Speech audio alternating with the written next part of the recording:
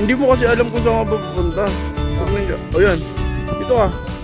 Masyadong malayo ka, boy. At saka sobrang liit mo. Diyan. Sige na. Dito pa. Right ka, right. Right? Papaatras ang puta. Left mo. Yan. Sige pa. Yan. Sige, boy. Sarap, boy. Sober na lang natin to. Tangina mo, kawawa sa'yo. Sa dami na mga hayop na pwede kong alagaan at lambing-lambingin, ito ang napili ko, na mistulang parang dragon ang itsura. Ang balat nila ay may kaliskis na matutulis na parang sa dragon. Kabilang sila sa pamilya ng mga lizard. At maniwala kayo sa hindi, maamo daw at malambing ang mga ito. Ang tawag sa kanila ay bearded dragon. At ngayong araw, ay papakainin natin ito kasama ang mga tropa. At bago natin simulan ang video, huwag mong kalimutan mag-subscribe dahil road to 100k na tayo. Yun o, andun yun o. Tuturo ka pa dyan. Eh, mas magaling yan sa'yo. Busy ba kayo? Baka pwede kayo maistorbo kahit 8 minutes lang. De boy, kasi ngayon tol, meron kasi akong bagong alaga sa taas. Ngayon, gusto ko lang ipakita sa inyo paano kumain ang mga dragon. Sino dragon? Yung Argon? Hindi yun. Ayun. May putok yun. Oh shit, not good. Ito, ano to? Magandang dragon, malinis, at super cute. Bigyan nyo lang 5 minutes par. Sige na par. Kasi cute ka? Bakit mo? 5 minutes. Timeran mo pre. Dahil sobrang busy ng mga editor dito sa BG House, ay binigyan lamang nila ako ng 5 minuto. Pakagat mo si Kian. Para mag-easy. Lizardo ka na. Dragon yan? Dragon pa. Nang manabogan ng apoy. Gago yan ba yung species na kayang baguhin yung kulay ng tayo niya? Israel! Di ba yun? Ano yan? Ano mo? Wait, lagay mo sa kamay Cute. mo. Pwede bisilin? Uy, gago! Uy, gago! Nagulat ang gano'n eh! Nagulat! Anong tawag dyan, di ba ano? Lizardo Davini? Ano tawag? yun? Ay, ang pangalan niya? Bearded dragon. Hindi, pangalan. Pangalan? Hindi, wala pa akong naisip na pangalan eh. May suggest ba kayo? Marvin. Hindi, papangala ko na lang siya si Subscribe. Subscribe. Lapit mo yung camera, tapos magkasalita yan. Tangina mo!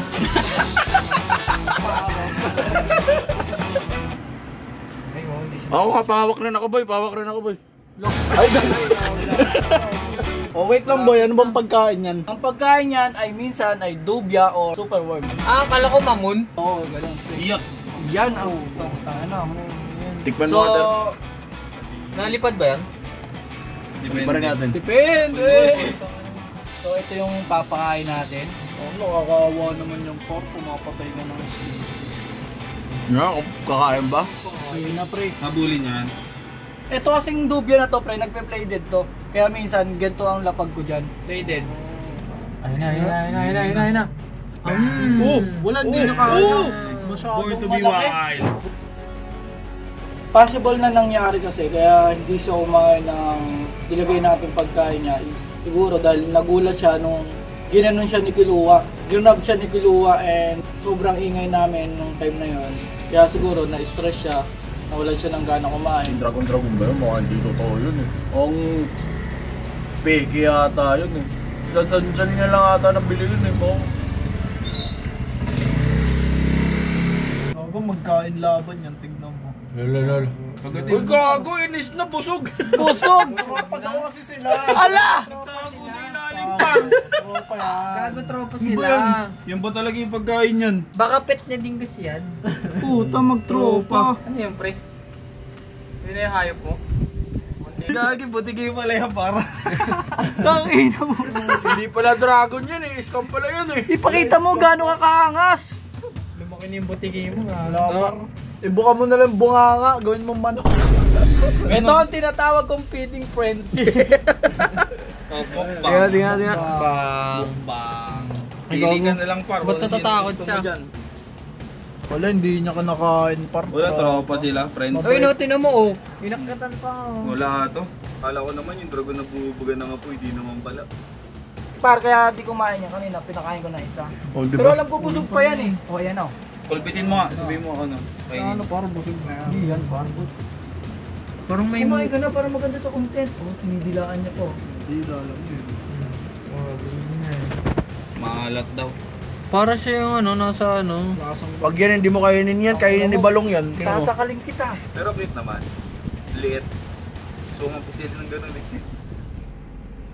Baka na-stress kasi, putang ina kasi dami natin. Gago, ayaw na nga niya. Ano, busog pa kasi yan, gago ka. Hindi po, kanina humingi sa akin eh. Isipin mo, mag-vlog ka ngayon, pinakain mo kanina, papakainin mo pala. Kulit ka. The best ka. Kumain ka na, putang ina mo.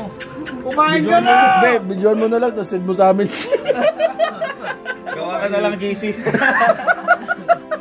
Guys, kumain na guys. Dito na lang kami para. Niwala ka kay Argon sa mga ganyan, hindi totoo yung mga ganyan. Ano mo na yun, tago mo na yan. Balik mo na yun sa may-ari pa. Pangit yan. Pangit. Pangit. Tayo na. Oh, tayo na. Pangit ka. Time na yan. Tayo. Time ka na! Time ka na, alis na kami. So yun guys, magandang umaga at ngayong araw, katapos lang niya magpa-araw, kailangan nito laging pinapaarawan, binibilad sa araw. Ayun yung kailangan ng katawan nila at pansin nyo, yung paa niya, ayun o, parang dragon talaga. And ito, ayun o, yung kaliskis niya sa likod, tusok-tusok talagang magaspang at pag ginanong mo masakit. Pag nag-alaga ka na ito, para ka talaga nag-alaga ng totoong dragon. Hindi nga lang siya bubuga ng apoy, pero tingnan mo naman. Sobrang cute at ang angas niya. Ang friendly niya, para siyang aso. Kahapon hindi ito kumain, kasi siguro dahil nabigla siya, hinawakan siya ni Kiluwang pa ganun, natakot. Talagang siguro na-stress ganun. Pero ngayon, pag nilapagan ko to ng ipis mo, ang lalapakin na eh. Nakita nyo yan, dumidila.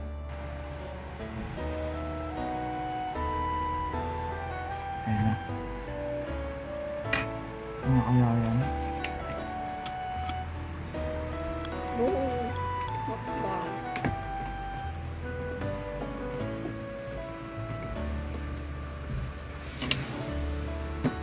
Doon mo siyang buka.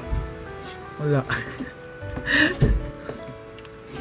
So yun, enjoy na enjoy siya sa pagkain. At ito nga pala yung embal natin, nalipat natin dito sa isang enclosure natin.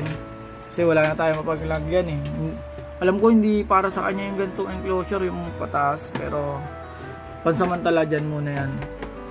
At focus muna tayo dito sa tropa nating super cute. Oh, super cute. Kain ka lang dyan ah. Ano, okay ba? Okay? Busin mo yan. At so, yun na nga, nakita nyo kumain si Subscribe.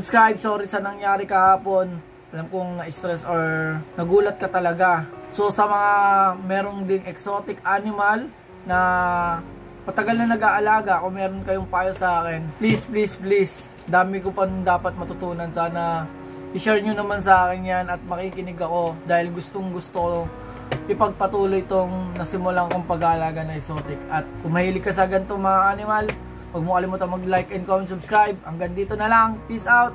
Ingat ka palagi. God bless.